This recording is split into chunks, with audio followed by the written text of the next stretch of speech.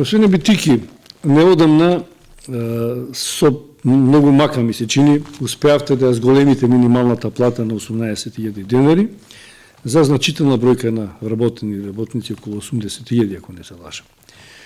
Но овој храбар ваш потек, како многу други, да направи несрекни поради покачувањето и реакциите стигнаа веднаш.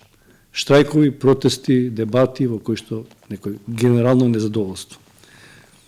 Како го коментирате тоа? Па, има многу за коментирање, велите со мака. Мислам дека по прв пат беше постигнато успех, што јас сакам да го истакнувам, а тоа е успех после преговори, затоа што нашето општество не е научено на преговори, не е научено да исходот на преговорите биде задоволувачки за двете страни.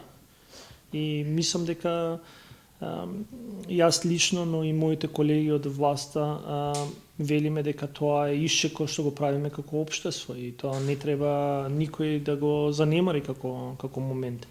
Имавме низа на состаноци со синдикати, репрезентативни, нерепрезентативни, со уцени, различни моменти и во суштина на крај да дојдеме до еден резултат, а резултатот на тоа е да имаме зголемена минимална плата, да имаме сменета методологија која што низ години не беше сменета, а сменетата методологија значи една за секојаш да се справиш со минималната плата. Нема да се навраќаш веќе со социјалните партнери да дискутира за минималната плата, затоа што она ќе следи одредени параметри и самата ќе се прилагодува